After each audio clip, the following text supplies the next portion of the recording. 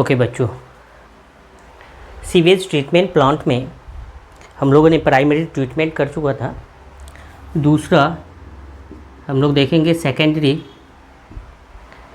Treatment. STP में, ETP में दूसरा स्टेप देखेंगे। प्राइमरी ट्रीटमेंट कर चुके थे, सेकेंडरी ट्रीटमेंट को देखेंगे।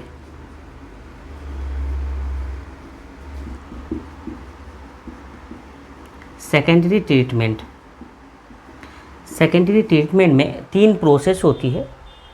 एक्टिवेटेड स्लज मेथड एक होता है, ट्रिकलिंग मेथड होती है, ट्रिकलिंग फिल्टर मेथड है ना, छान के, या फिर ऑक्सीडेशन टैंक मेथड होता है। तो यहाँ पे 3 मेथड हम लोग देखेंगे।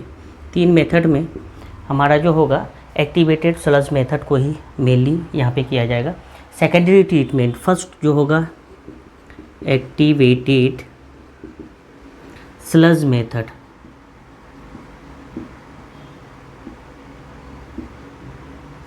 एक्टिवेटेड स्लज मेथड होगा। दूसरा ट्रिकलिंग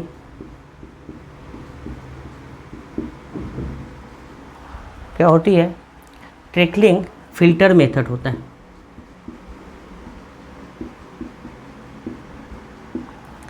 तीसरा जो होगा ऑक्सीडेशन टैंक मेथड होता है।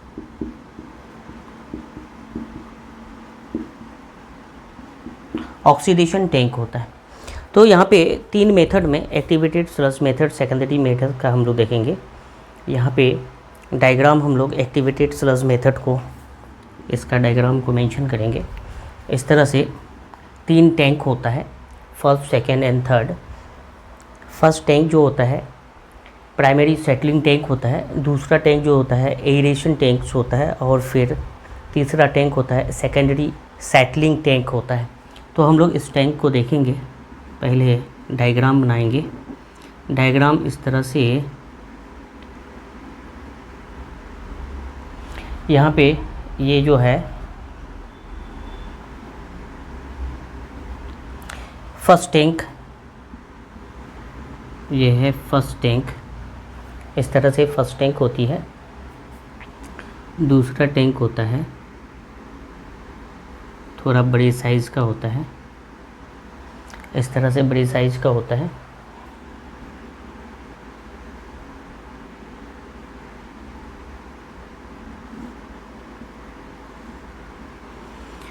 ये बड़ा टैंक होता है, इसको हम लोग बोलते हैं एरेशन टैंक। फर्स्ट जो है ये प्राइमरी सेटलिंग टैंक होता है। दूसरा एरेशन टैंक होता है। और तीसरा जो होता है सेकेंडरी सेटलिंग टैंक होता है। ओके, तो ये जो एरेशन टैंक होता है बड़े साइज़ का होता है। इसमें इस तरह से ये जो बड़े साइज़ का टैंक है, इसका जो है छोटे टैंक के साथ इस तरह से कनेक्शन होती है। फर्स्ट ये टैंक एरेशन टैंक है, इसका दूसरे के साथ कनेक्शन होती है इस तरह से।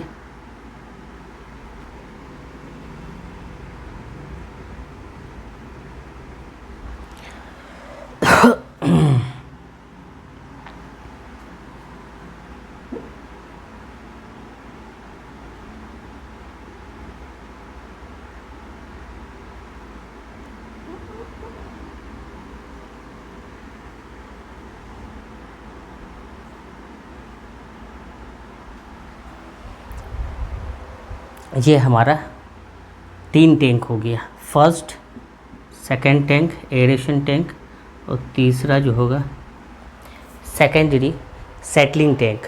ये 3 टैंक है। फर्स्ट टैंक में हम लोग क्या करते हैं, सीवेज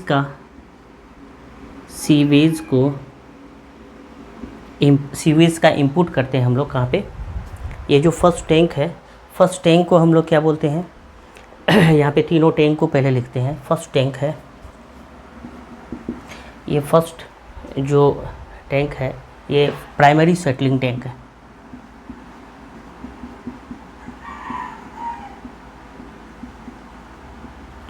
दूसरा ये जो टैंक है ये एरेशन टैंक है।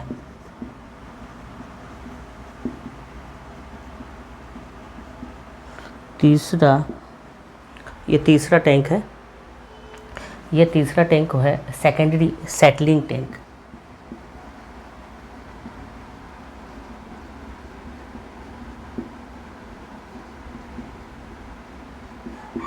तीन टैंक है।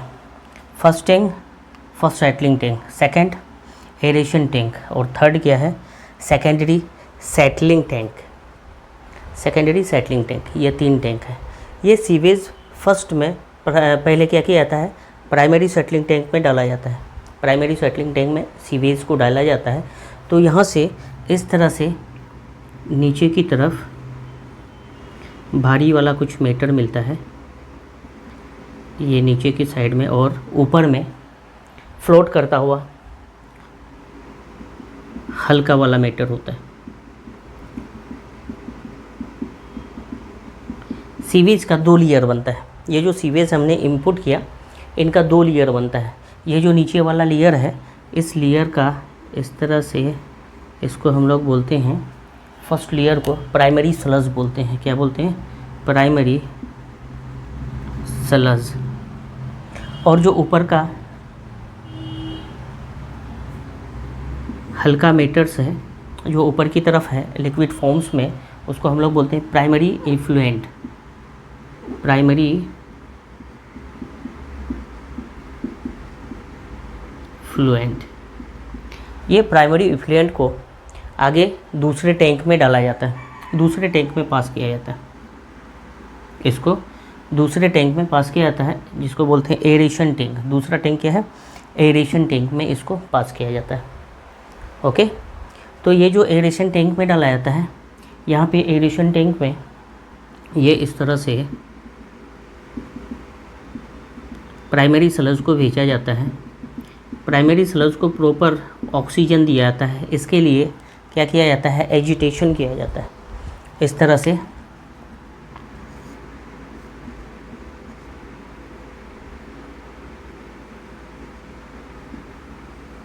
इसको प्रॉपर ऑक्सीजन सप्लाई किया जाता है। इसी वजह से इसको बोलते हैं ऑक्सीडेशन टैंक। तो यहाँ पे प्राइमरी स्लज को प्राइमरी इफ्लुएंट को क्या किया जाता है ना, दूसरे टैंक में एरेशन टैंक में डाला जाता है। वहाँ पे सही से उसको रोटेट किया जाता है, होमोजेनस फॉर्म्स में ऑक्सीजन प्रोवाइड किया जाता है। क्या बोलते हैं इसको एरेशन टैंक। यहाँ पे जो एरोबिक बैक्टीरिया होगा वो उसका यूज़ करता है, ट्रीट करता है इस तरह से। ओके, प्राइमरी इफ्लुएंट का इस तरह से क्या होती है एरेशन टैंक में मिक्सअप होता है। और फिर यहाँ से क्या होती है जो मैटर्स, इसको फिर से एरेशन टैंक के बाद इसको आगे की तरफ इसको भेजा जाता है। इसको बोलते हैं, इस मैटर्स को बोलते हैं हम लोग सेकेंडरी इफ्लुएंट। इसको क्या बोलते हैं सेकेंडरी इफ्लुएंट।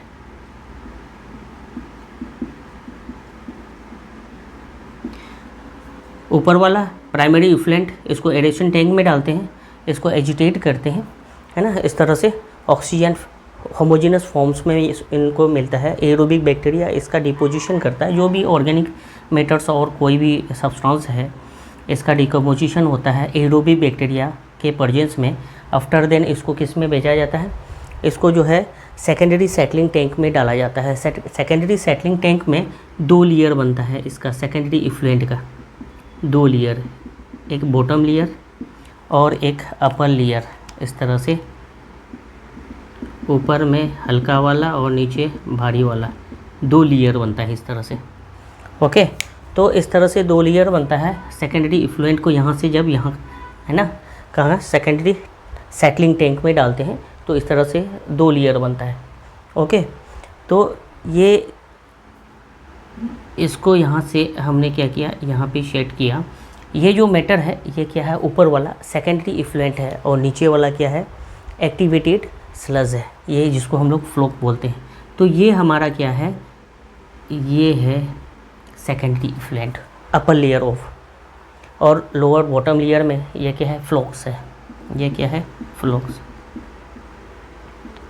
ये फ्लोक्स है ना। ये एक्टिवेटेड स्लज होता है।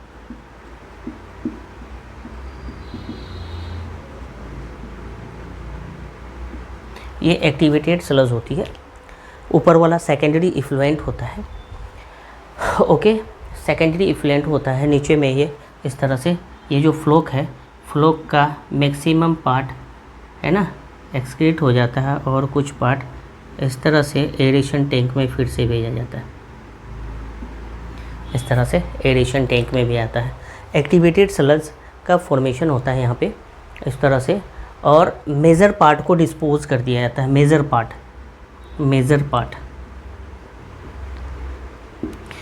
पार्ट है ना, सीवेज में, नदी नाले में डाल दिया जाता है, और जो बहुत कम पार्ट को जो यूज़फुल है ही उसको फिर से एरेशन टैंक में डाला जाता है ना। तो एक्टिवेटेड स्लज नीचे की तरफ और ऊपर की तरफ सेकेंडरी इफ्लुएंट होता है इस तरह से। ये 3 टैंक में क्या होता है, सेकेंडरी ट्रीटमेंट होती है। प्राइमरी सेटलिंग टैंक, दूसरा एरेशन टैंक, और तीसरा सेकेंडरी सेटलिंग टैंक। ये 3 टैंक में इस तरह से यहाँ पे फॉर्म होता है। ये जो सेकेंडरी इफ्लुएंट है इसको इस तरह से क्या करते हैं, पास आउट कर देते हैं। ओके, अभी देखते हैं क्या क्या फंक्शंस है अलग अलग पोर्शन का। यहाँ पे प्राइमरी इफ्लुएंट पास करते हैं।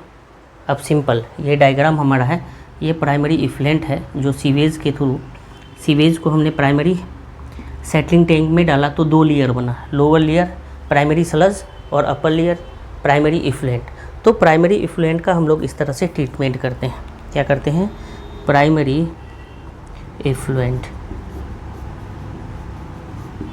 इस तरह से। ये जो प्राइमरी इफ्लुएंट है अपर लेयर में, फर्स्ट टैंक में, सेटलिंग टैंक में, उसको हम लोग पास करते हैं एरेशन टैंक में।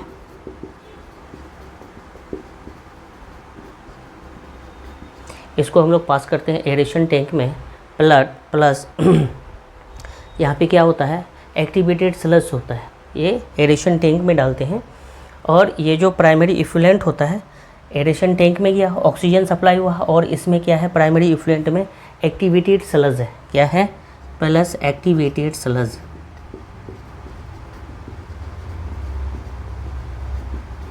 ये एक्टिवेटेड स्लज, और इसमें सेकेंडरी एरेशन टैंक में ऑक्सीजन है ना। तो एक्टिवेटेड स्लज में क्या होता है, रिच इन माइक्रो ऑर्गेनिज्म। यहाँ पे बहुत ज़्यादा माइक्रो ऑर्गेनिज्म रिच होता है, माइक्रो ऑर्गेनिज्म वाला। तो ये माइक्रो ऑर्गेनिज्म उस क्या करता है, हवा के प्रेजेंस में जो ऑर्गेनिक सब्सटेंस है उसका डिकम्पोजिशन करता है। तो ये जो एक्टिवेटेड स्लज है, एक्टिवेटेड स्लज में एक्चुअली क्या होती है, एरेशन टैंक के थ्रू ऑक्सीजन सप्लाई किया जाता है। यहाँ पे जो बैक्टीरिया होता है वो बैक्टीरिया एरोबिक बैक्टीरिया होता है। कैसा होता है, एरोबिक बैक्टीरिया होता है। और ये एरोबिक बैक्टीरिया क्या होता है, एक्चुअली हेट्रोट्रोफिक फॉर्म्स में होता है, हेट्रोट्रोफिक। और हेट्रोट्रोफिक बैक्टीरिया में यहाँ पे कह सकते हैं फंजाई बैक्टीरिया,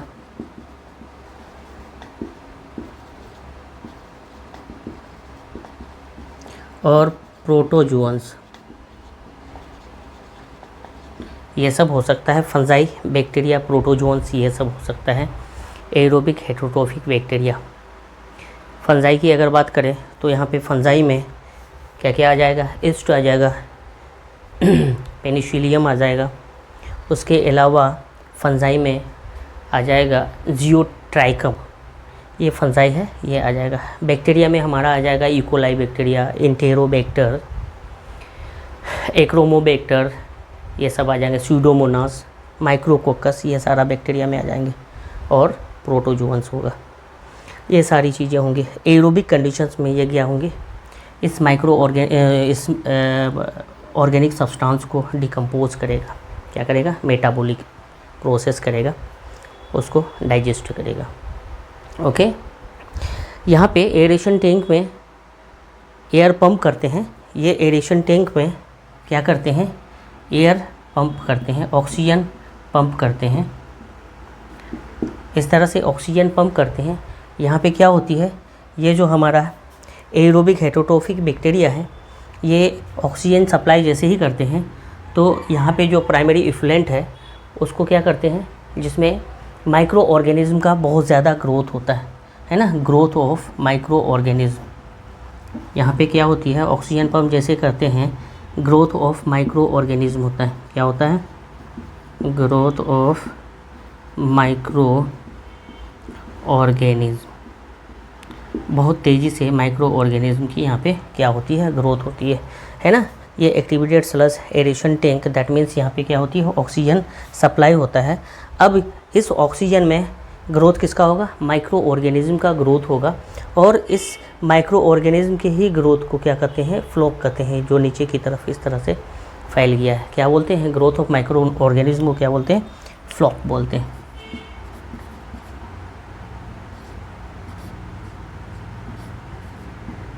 इसी को हम लोग क्या बोलते हैं, फ्लॉक्स बोलते हैं, है ना। जहाँ पे बहुत तेज़ी से क्या होती है, माइक्रो ऑर्गेनिज्म का ग्रोथ होता है। ये माइक्रो ऑर्गेनिज्म का, इसको हम लोग सप्लाई करते हैं तीसरे टैंक में। यहाँ पे तीसरा टैंक क्या है, सेकेंडरी सेटलिंग टैंक। इस ऑर्गेनिक मैटर को यहाँ पे सप्लाई करते हैं, है ना। इसको सेकेंडरी इफ्लुएंट बोलते हैं।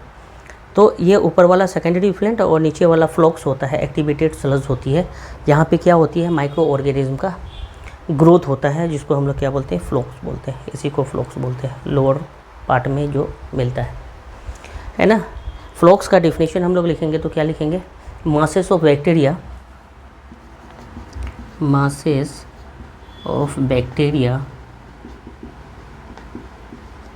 associated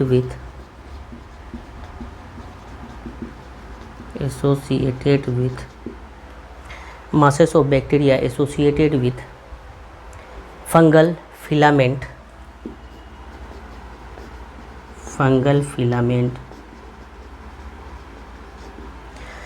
associate with fungal filament, है ना, फॉर्मिंग मेस लाइक स्ट्रक्चर।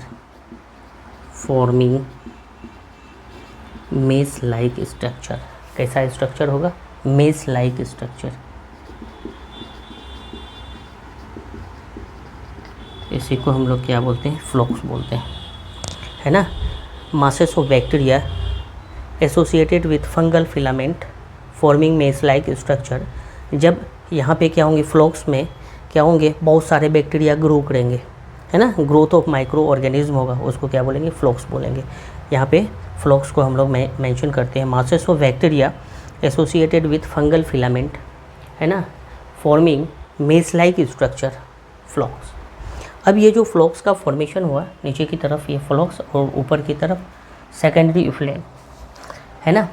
तो ये जो फ्लॉक्स होंगे यहाँ पे क्या होंगे, स्टार्टिंग में माइक्रो ऑर्गेनिज्म, है ना, माइक्रो ऑर्गेनिज्म कम होंगे। वहाँ पे बायोलॉजिकल ऑक्सीजन डिमांड जो होगा ज़्यादा होगा, है ना। ऑर्गेनिक मॉलिक्यूल्स ज़्यादा होंगे, बायोलॉजिकल ऑक्सीजन डिमांड ज़्यादा होगा, है ना, बीओडी ज़्यादा होगा। तो इसको हम लोग थोड़ा सा ध्यान देते हैं। ये फ्लॉक्स में क्या है, माइक्रो ऑर्गेनिज्म है। पहले समझते हैं, इस माइक्रो ऑर्गेनिज्म का ग्रोथ होता है। दैट मीन्स ये माइक्रो ऑर्गेनिज्म ग्रोथ करेंगे, जिसको हम लोग क्या बोलते हैं, group of masses of bacteria associate with fungal filament forming mess like structure, जिसको हम लोग फ्लॉक बोलते हैं।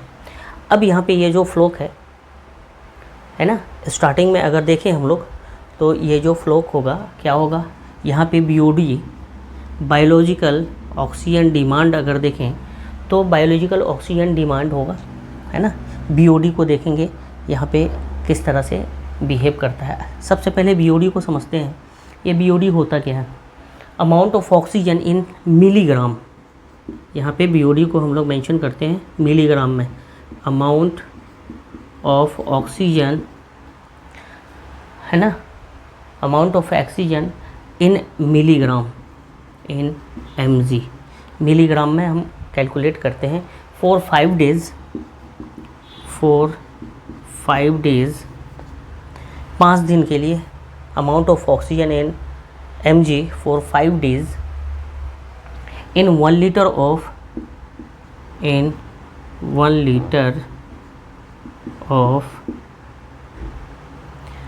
Litre of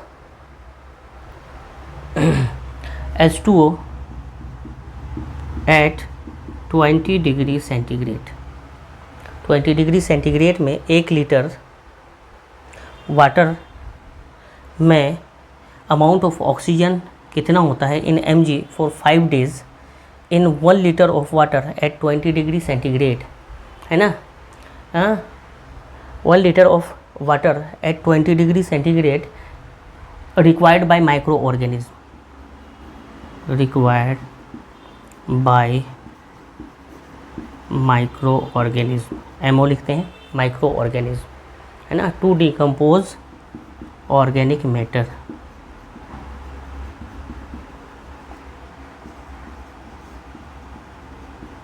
organic matter. Organic matter को डिकम्पोज करने के लिए 5 डेज़ में कितने ऑक्सीजन की रिक्वायरमेंट होती है और वहाँ का टेम्परेचर एनवायरनमेंट कैसा है, 20 डिग्री सेंटीग्रेड है ना। Amount of oxygen in milligram for 5 days, है ना, in 1 litre of water at 20 degree centigrade required by micro organism to decompose organic matter, है ना। डिकम्पोज करने के लिए कितने ऑक्सीजन की रिक्वायरमेंट होती है। कंडीशन ये है 5 डेज़, 1 लीटर वाटर है, 5 डेज़ में, है ना, 20 डिग्री सेंटीग्रेड टेम्परेचर में माइक्रो ऑर्गेनिज्म, है ना, कितने माइक्रो ऑर्गेनिज्म क्या करेंगे, डिकम्पोज करेंगे ऑर्गेनिक मैटर को। Amount of oxygen in mg for 5 days in 1 litre of water at 20 degree centigrade requireds by micro organism. Micro organism को रिक्वायर्ड होगी कितने ऑक्सीजन की, डिकम्पोजिशन ऑफ ऑर्गेनिक मैटर के decomposition में। अब अगर बीओडी की बात करें तो ऑर्गेनिक मैटर स्टार्टिंग में ज़्यादा होगा तो बायोलॉजिकल ऑक्सीजन डिमांड भी ज़्यादा होगा। क्या होगा, ऑर्गेनिक मैटर ज़्यादा होंगे तो बायोलॉजिकल ऑक्सीजन डिमांड भी ज़्यादा होगा, है ना। जब डिकम्पोजिशन होगी, ये एनवायरनमेंट में ऑक्सीजन की रिक्वायरमेंट, ऑक्सीजन सप्लाई करेंगे 5 डेज़ तक, है ना। कितना ऑक्सीजन वो तो बीओडी बताएगा। 1 लीटर वाटर में 20 डिग्री सेंटीग्रेड में माइक्रो ऑर्गेनिज्म को ये एनवायरनमेंट देते हैं और डिकम्पोज होने देते हैं। तो यहाँ पे स्टार्टिंग में ऑर्गेनिक मैटर ज़्यादा है, बायोलॉजिकल ऑक्सीजन डिमांड ज़्यादा होगा। जैसे जैसे ये मेटाबॉलिज्म होगा किसका, ऑर्गेनिक मैटर का, तो बायोलॉजिकल ऑक्सीजन डिमांड भी घटेंगे, बायोलॉजिकल ऑक्सीजन डिमांड भी क्या होंगे, धीरे धीरे घटेंगे।